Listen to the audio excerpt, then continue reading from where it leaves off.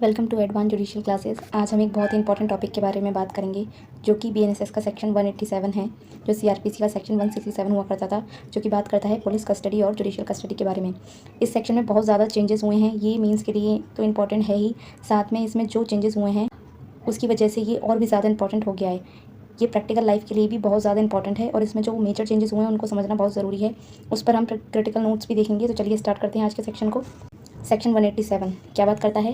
इस घंटे के अंदर इन्वेस्टिगेशन पूरी नहीं होती है और पुलिस को लगता है कि इसके ऊपर जो भी एक्विजिशन लगे गए हैं वो सही हैं, तो पुलिस 24 घंटे के बाद उस व्यक्ति को नियरेस्ट मजिस्ट्रेट के सामने पेश करेगा केस डायरी के साथ। सब सेक्शन 2 देखिए, सब सेक्शन 2 में मेजर चेंजेस हुए हैं, तो इसको आपको ध्यान से समझना पड़ेगा। मैं आपको इसे सीआरपीसी के सेक्शन 167 से कंपेयर करके भी बताऊंगी।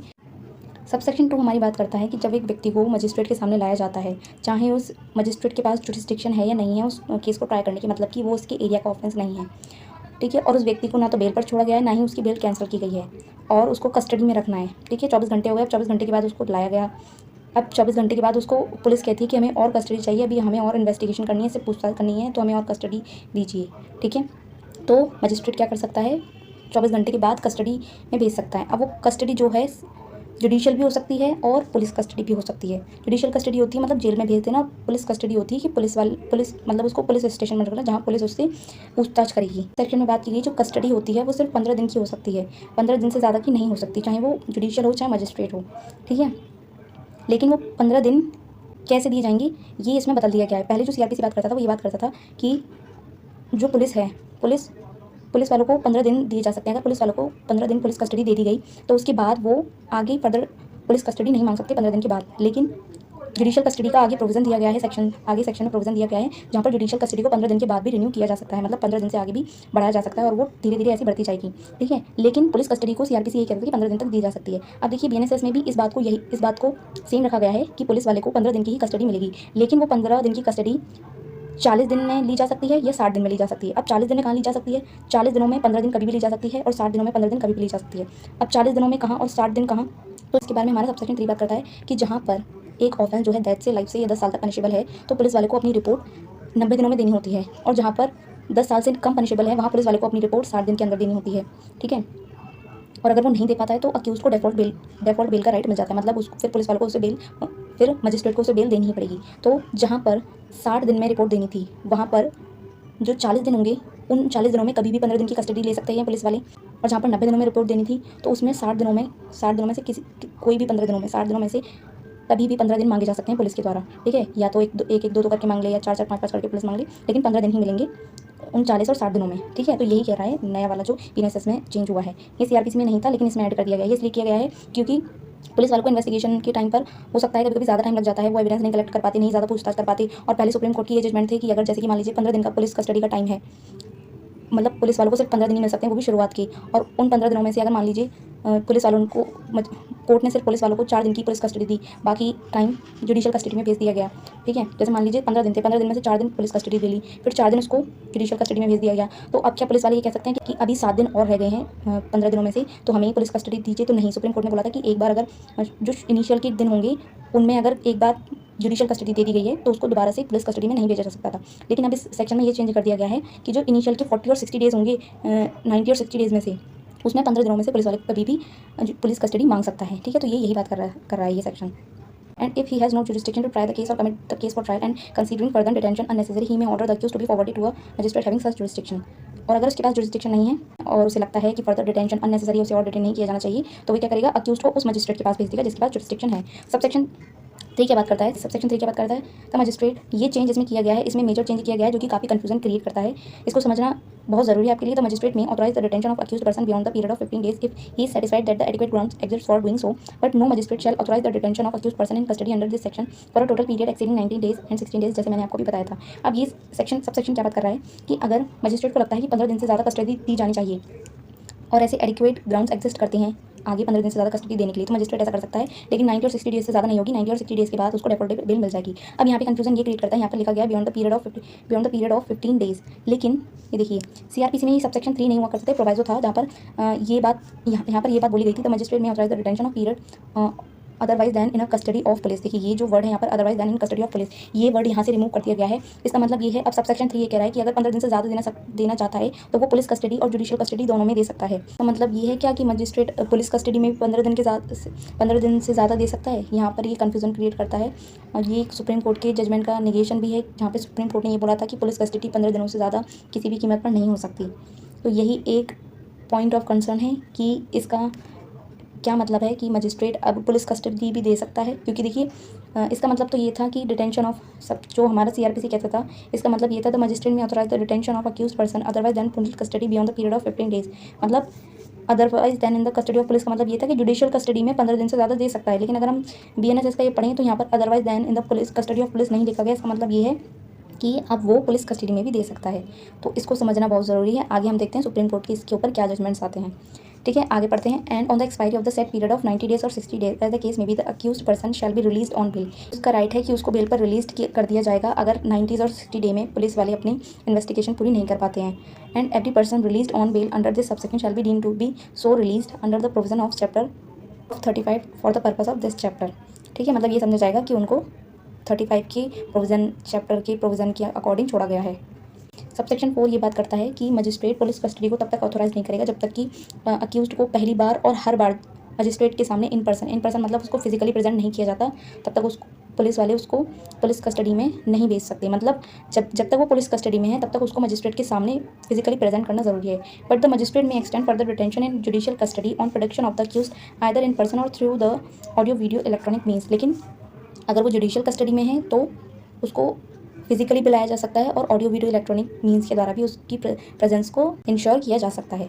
सबसेक्शन 5 हमारी क्या बात करता है, no magistrate of the second class not specially empowered in this behalf by the high court shall authorise detention in the custody of the police. मतलब कोई भी second class magistrate police custody में accused को नहीं भेज सकता है जब तक कि हाई कोर्ट ने उसको इस चीज़ के लिए ऑथोराइज ना किया हो। एक्सप्लेनेशन ये बात कर रहा है कि अगर मान लीजिए 90 और 60 डेज़ का पीरियड पूरा हो गया, ठीक है, अब उसको डिफ़ॉल्ट बेल का राइट मिल गया। लेकिन अगर डिफ़ॉल्ट बेल का राइट मिलने के बाद भी अगर वो श्योरिटीज़ नहीं दे पाता है, सिक्योरिटी नहीं दे पाता है, तो उसको बेल पर नहीं छोड़ा जाएगा।